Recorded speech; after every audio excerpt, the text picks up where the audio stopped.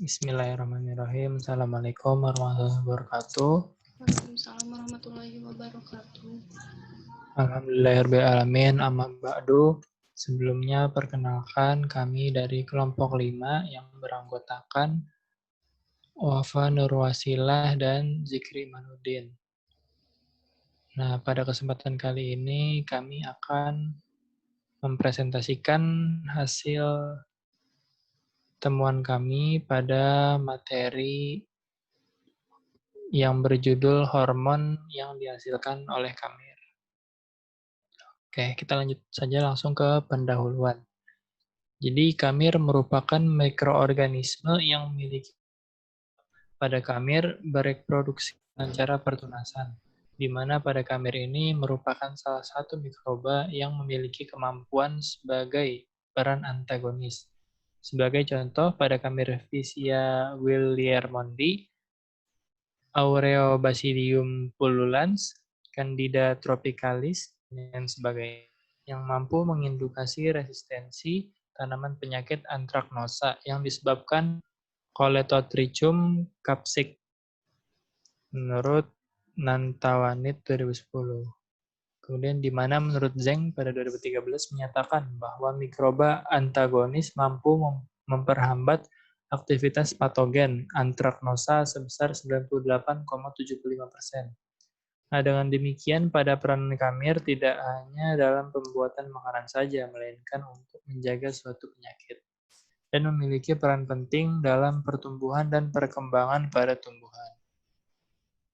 Pada penggunaan kamir perlu disesuaikan dalam penyimpanan suhu ruangan yang diharapkan mencegah penyakit antraknosa dan memperpanjang umur simpan pada buah-buahan. Untuk mencegah penyakit tersebut dari hormon yang diproduksi oleh kamir, hormon yang diproduksi oleh kamir ialah hormon auksin sebagai contoh hormon IAA. Oke, kemudian pengertian hormon akan dijelaskan oleh Saudari Wafa. Dipersilakan.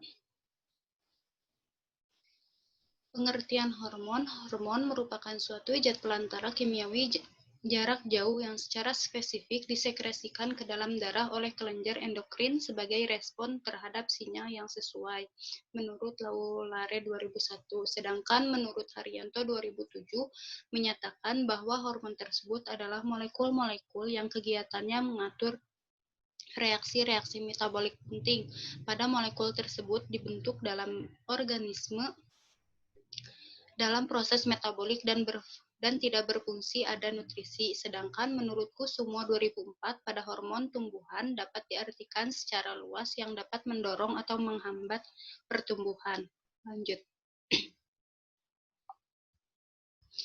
Kemudian contoh hormon yang dihasilkan oleh hamir, yaitu pada hamir memproduksi hormon auksin, IAA, dan etilina ACC. IAA ini merupakan fitohormon auksin alami yang memiliki peran penting dalam pertumbuhan dan perkembangan tanaman seperti pada pemanjangan dan pembelahan sel, induksi pertumbuhan akar, serta perkembangan bunga dan buah, menurut Kukavica 2007. Hamir yang terlibat dalam produksi hormon IAA ialah Rhodotorula minuta yang berasosiasi dengan cemara, Williopsis saturnus yang berasosiasi dengan akar jagung, menurut Nasar 2005. Sedangkan menurut Nakamura 1991 menyatakan bahwa Vicia spartinae yang berasosiasi dengan Spartina alterniflora. Nasar 2005 juga menyatakan bahwa pada rhizosfer tanaman juga terdapat hamir Sporobolomises Rhodotorula sp, Candida valida, Rhodotulula glustinis, dan Trichoporon assaci, di mana spesies-spesies yang berasal dari rhizosfer tersebut telah dilaporkan dalam memacu pertumbuhan. Selanjutnya adalah contoh mekanisme. Memang jarang ditemukan jurnal membahas tentang mekanisme pembentukan hormon yang dilakukan oleh kamir. Jadi ini adalah salah satu contohnya saja ya. Jadi ini adalah pembentukan hormon melatonin pada Saccharomyces cerevisiae yang dilakukan dengan cara bersintesis. Nah, tinjauan biosintesis melatonin heterolog di Saccharomyces cerevisiae, melatonin disintesis dari L-triptofan dengan 4 langkah enzimatis dan dengan biosintesis BH4 dan jalur regenerasi untuk memasuk kofaktor BH4. Reaksi enzimatis ditunjukkan dengan panah. Terlihat pada gambar ya, dan reaksi asli berwarna abu-abu dan reaksi rekombinan berwarna merah. Enzim yang diekspresikan secara berlebihan dalam penelitian ini ditandai dengan warna abu-abu tua dengan huruf putih. Enzim asli ditandai dengan abu-abu terang dengan huruf hitam. Oke, kemudian identifikasi kamir penghasil hormon IAA. Nah, jadi untuk mengidentifikasi kamir penghasil hormon IAA terdapat 3 tahapan, yaitu pertama isolasi kamir, seleksi kamir penghasil IAA, kemudian identifikasi isolat kamir penghasil IAA. Nah, jadi ini adalah cara-cara pengamatannya atau cara mengidentifikasinya. Di antaranya itu ada pengamatan makroskopis dan mikroskopis. Kita bisa lihat pada gambar yang paling atas, itu menunjukkan pengamatan dengan makroskopis, dan yang gambar bawah itu adalah pengamatan dengan mikroskopis. Nah, bagaimana caranya? Kultur kamir terpilih diinokulasikan pada medium yeast mal agar atau YMA di dalam petri dengan metode goresan, diinkubasikan pada suhu kamar selama 3 hari. Koloni yang tumbuh terpisah atau koloni tunggal diamati morfologinya meliputi tepi, koloni, elevasi, warna, dan permukaan. Pengamatan secara mikroskopis dilakukan terhadap bentuk sel, tipe perkembangbiakan, miselium, pseudo, hifa, spora, dan pembelahan sel. Pengamatan sel dilakukan dengan pewarnaan menggunakan methylene blue. Oke, kemudian ada dengan cara uji produksi asam dari glukosa. Nah, pertama kultur isolat kamir terpilih diinokulasikan ke dalam medium yang mengandung 5% glukosa, 0,5% kalsium karbonat dengan cara goresan di dalam cawan petri. Diinkubasikan pada suhu kamar selama 5 hari. Nah, terbentuknya zona jernih di sekeliling koloni yang tumbuh pada permukaan media dianggap sebagai hasil positif. Kemudian ada uji pertumbuhan pada 50% glukosa. Nah, kultur isolat kamir terpilih diinokulasikan pada medium GPYA yang mengandung 50% glukosa dengan cara goresan di dalam cawan petri, diinkubasikan pada suhu kamar selama 5 hari, dan diamati pertumbuhannya. Adanya koloni yang tumbuh pada permukaan media dianggap sebagai hasil positif. Kemudian ada juga uji pertumbuhan pada 1% asam asetat. Hampir sama seperti tadi ya, cuma perbedaannya pada diinokulasikannya isolat kamirnya pada medium yang mengandung 1% asam asetat.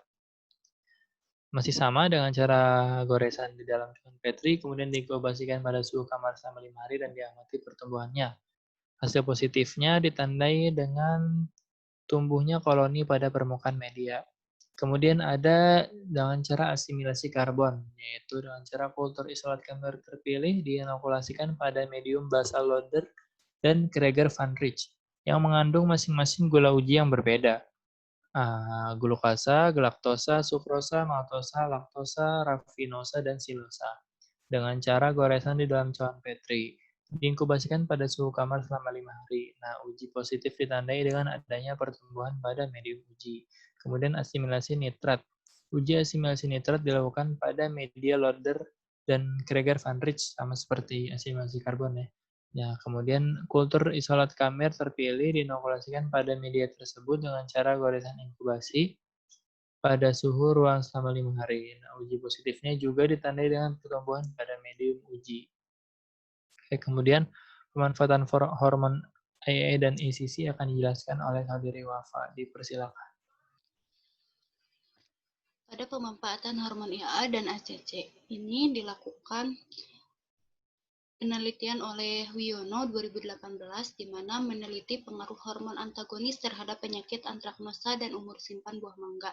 Nah, pada penelitian ini dilakukan dengan metode penculupan suspensi hamir pada buah mangga, yaitu pada suhu ruangan dan suhu 15 derajat Celcius yang menggunakan beberapa jenis hamir, yaitu Cryptococcus albidus, Candidaterus, Pullulans, Rhodotorula minuta,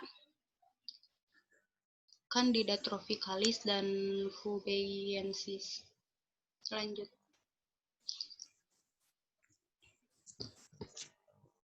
Nah, pada penelitian tersebut, dengan hasil pada pengaplikasian hormon yang diproduksi hamir terhambat terhadap mangga pada hamir Candida albidus, Pullulans, dan tropicalis pada buah mangga ini efektif dalam penyakit antraknosa baik pada suhu ruangan dan suhu 15 derajat Celcius.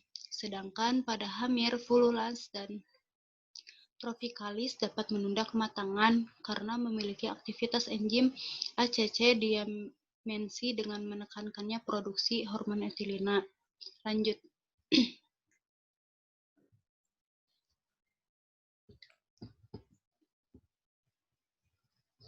Nah, kemudian pemanfaatan hormon IAA pada pertumbuhan tanaman cabai. Nah, yang dilatar belakangi dengan produktivitas cabai di Indonesia dari tahun 2015 sampai 2017 mengalami penurunan dari 8,65 ton pada tahun 2015 menjadi 8,47 ton pada tahun 2016 dan 8,46 ton pada tahun 2017 karena adanya beberapa penyebab, salah satunya yaitu penyakit antraknosa. Dalam penelitian oleh Nova 2012 menyatakan bahwa hamir Aureobasidius pullulans dapat menghasilkan hormon pertumbuhan IAA. Kemudian pada penelitian Hartini 2019 juga melaporkan bahwa hamir Candida trophis ini menghasilkan hormon IAA yang dapat berpengaruh terhadap pertumbuhan tanaman cabai yang terinfeksi akutatum. Perlakuan pada penelitian yang dilakukan oleh Hartini 2019 ini menggunakan teknik perendaman benih dan penyiraman bibit cabai pada saat pindah tanam, yaitu pada umur 4 minggu. Lanjut. Hasil dari penelitian Hartini ini pada tabel 1, di mana rata-rata tinggi tanaman dan keefektifan peningkatan tinggi tanaman cabai dengan perlakuan induksi hamir tropicalis. Ini dapat dilihat dari tabel ya, di mana perlakuan induksi ini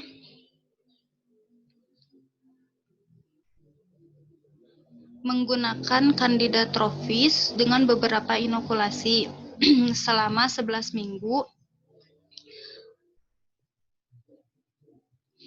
Selama 11 minggu dengan perlakuan 5 MPS, 11 MPS, 12 MPS, yaitu adanya kontrol plus dan kontrol min juga. Nah, berdasarkan penelitian keefektifan dari rata-rata tinggi dan keefektifan tinggi tanaman cabai ini, peningkatan tinggi tanaman cabai diketahui bahwa hamir Candida tropicalis mampu meningkatkan tinggi tanaman cabai. Kemampuan meningkatkan tinggi tanaman cabai tertinggi terjadi pada perlakuan Candida tropicalis dengan waktu inokulasi 7 HPS, yaitu sebesar 30,72% pada 11 MPS dan 30,22% pada 12 MPS. Akan tetapi nilai keefektifan peningkatan tinggi tanaman yang diperoleh tergolong rendah, yaitu berkisar 0,30 sampai 30,72. Nah, selanjutnya pada gambar daun tanaman itu merupakan pengaruh perlakuan induksi resistansi terhadap jumlah daun. Nah, pada A itu dilakukannya perlakuan tropicalis dengan 3 HPS, yang B Candida tropicalis dengan 7 HPS, C. Candida tropitalis dengan 10 HPS, D. Kontrol plus 3 hari HPS, E. Kontrol plus dengan 7 HPS, F. Kontrol plus dengan 10 HPS, dan G. Kontrol plus dengan kontrol min. Nah, di mana pada perlakuan ini yang paling bagus itu pada perlakuan Candida tropis 7 HPS. Sekian, terima kasih. Oke, terima kasih Saudari Wafa. Nah, ini adalah referensi yang kami gunakan untuk membuat PPT pada presentasi kali ini. Oke, apabila ada pertanyaan ataupun ada yang ingin didiskusikan, bisa nanti lewat grup WhatsApp Biologi Kamir ataupun pada pertemuan berikutnya. Oke, sebelum saya tutup, akan saya berikan kesimpulan presentasi pada hari ini, yaitu ternyata Kamir tidak hanya digunakan untuk memfermentasikan makanan.